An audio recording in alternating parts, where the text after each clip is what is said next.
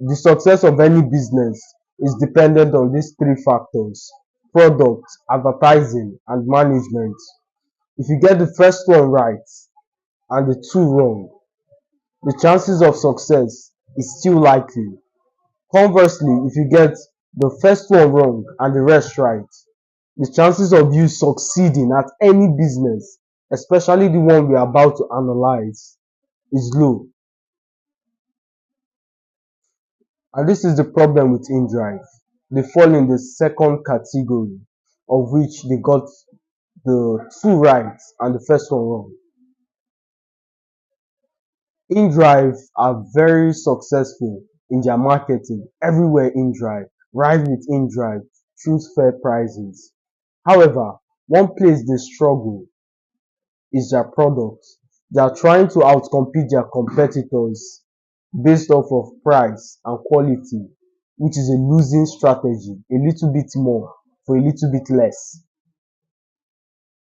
The problem with that is they forget that the cardinal factor of which the value is hinged upon, being gas price, is fluctuating, even worse, expensive. So a fluctuating cardinal factor in an expensive economy. No driver in his right senses will purchase 1,000 naira per liter and drive 2,000 naira for a destination of which he would pay a commission to the app service. It's impossible. Again, another department of which you guys are lacking is you are narrow-minded. You only think about customer. You only think about gaining market share through reduction of price and quality, or an increase of quality rather. You forget that this is a third-party service. You don't have cars. You don't have fleet of cars of which you can pull this off, which is another solution in and of itself.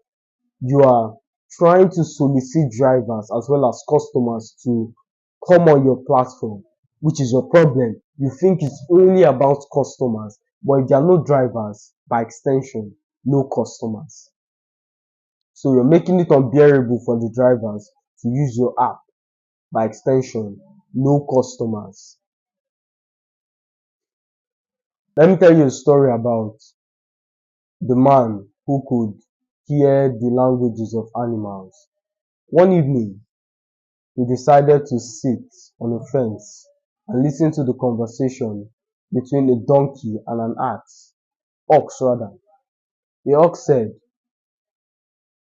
"I suffer a lot. They whip me anytime I try to rest. I'm plowing the ground 247, and if I decide to rest my head, I'm greeted with tons of whips to my back.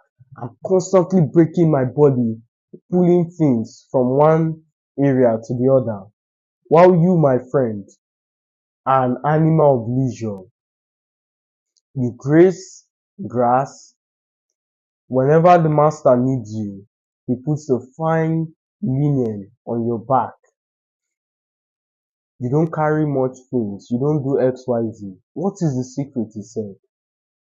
The donkey smiled and responded, "I would help you, my friend.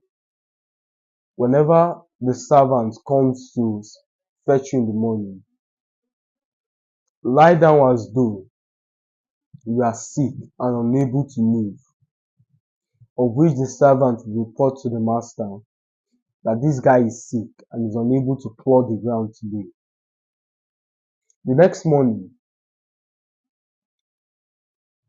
the servant came to fetch the ox, and the ox did exactly what the donkey told him to do. But something remarkable happened.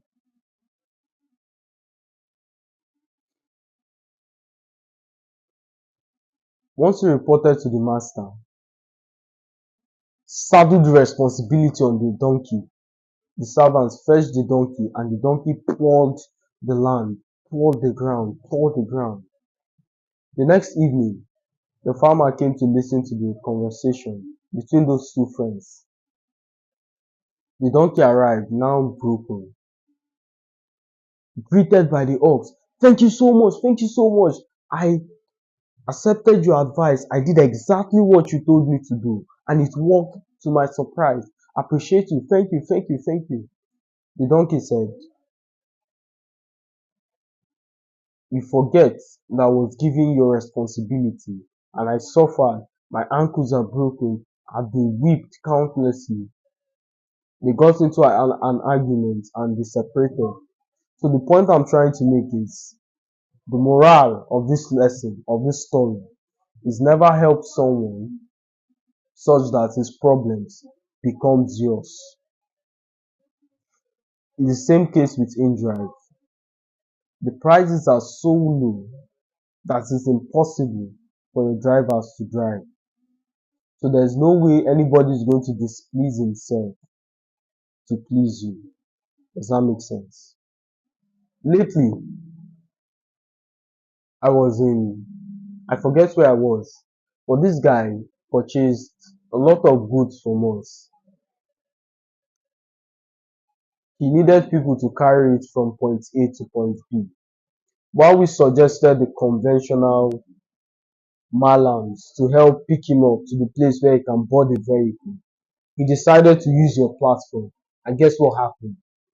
Nobody picked up. Nobody accepted the ride. So this idea that no one is using your platform because of lack of advertising is wrong. You watching me, try booking a ride on InDrive and see if they respond. Exactly. Now we've discussed extensively on the problem. One solution could be to pioneer a different market, perhaps a luxury market, of which you go to different car stands and say, look, come on our platform, list your cars that's available for driving. So someone comes on the platform, you see something like a Toyota Hilux, a Toyota Prado, 15,000 naira or X amount to go from point A to point B. That's a different driving market in and of itself, luxury driving. Which then arise the question, why would someone at a car stand be willing to increase his mileage? Well, my friend, this is Nigeria. Once you've made tons of money on that car, you can still go somewhere and they reduce the mileage. So mileage is out of the question. Why not? There are tons of ideas to circumvent this problem. So reach out to me and I'll help you. As always, my friends, it's a pleasure speaking to you. I'll see you in the next one.